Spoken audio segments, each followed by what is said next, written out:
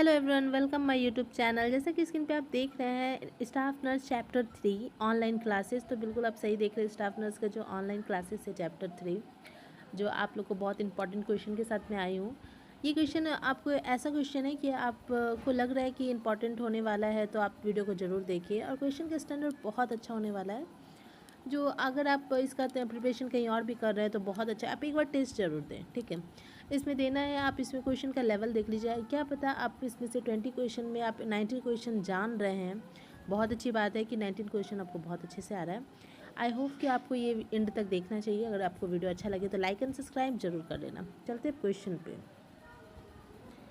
देखिए question number 1 है। देखिए, किस विटामिन की कमी से बेरी रोग होता है। ठीक है, तो विटामिन किस कमी से, ये बहुत रिपीटेड क्वेश्चन है। आपको बहुत बार ये क्वेश्चन बुक में या फिर टेस्ट में, अदरवाइज़ बहुत जगह आपको ये क्वेश्चन देखने के लिए मिल सकता है और मिलता भी है। तो इसका जो आंसर है विटामिन B1, ये इसका करेक्ट आंसर है। तो क्वेश्चन नंबर 2 आते हैं, जिसमें लिखा है रक्त का थक्का जमने की प्रक्रिया कौन से विटामिन की आवश्यकता है। देखिए, हम लोग इसे लोकल लैंग्वेज में बोलते हैं खून का जो थक्का जमता है वो किसके कारण होता है, तो विटामिन के कारण होता है। थक्का जमता है, आवश्यक विटामिन है। ठीक है, अब क्वेश्चन नंबर 3 आते हैं, निम्न में से कौन सी दवा हृदय गति को कम करती है। तो देखिए, ये हृदय गति को कम करती है, इसका आंसर है सी। ठीक है, प्रोपेनोलेल। ठीक है, तो ये देखिए, इसमें डोपामिन, एड्रेनिन और एट्रोपिन, ये से भी बहुत फेमस चर्चिल मेडिसिन है।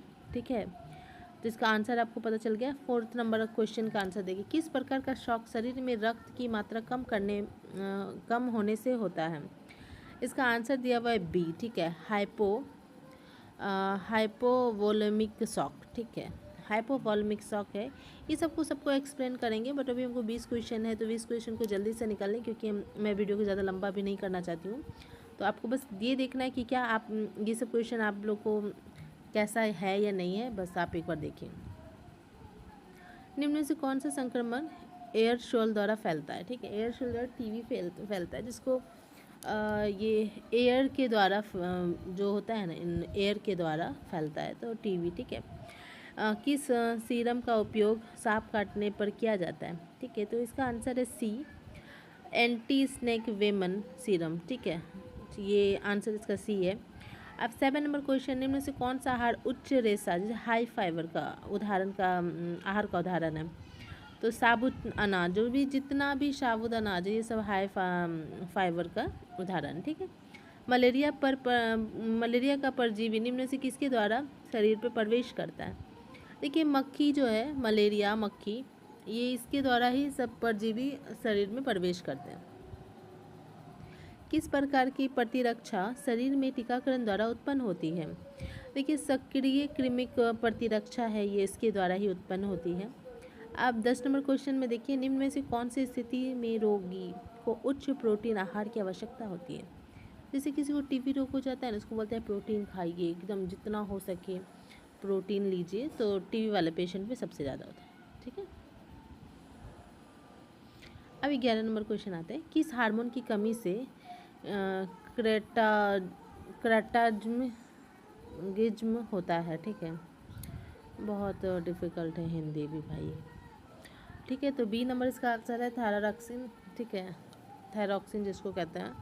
निम्न में से कौन सा एंटीबायोटिक टेट्रासाइक्लिन समूह का है। तो ये टेट्रासाइक्लिन समूह का है। ठीक है, इसमें लिखा है एंटीबॉडी है, तो उसी का है। ठीक है, निम्न में से कौन सा नस शरीर में ऑक्सीजन युक्त रक्त ले जाती है।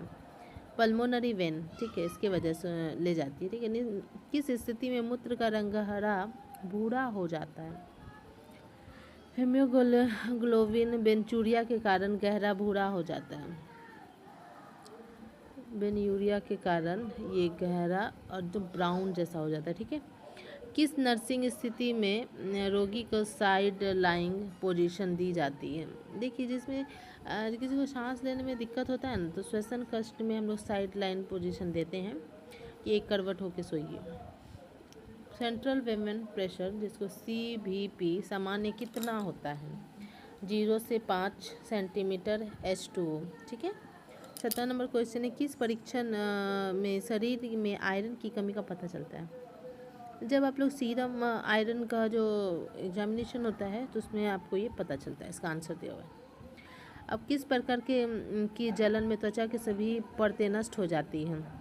तृतीय श्रेणी में, ठीक है। किस स्थिति में रोगी को तरल प्रतिबंध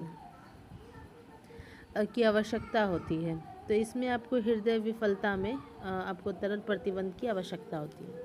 20 नंबर और लास्ट क्वेश्चन है, किस टीके से जापानी इंसेफ्लाइटिस से बचाया जा सकता है? जिसे हम लोग जेई बोलते हैं।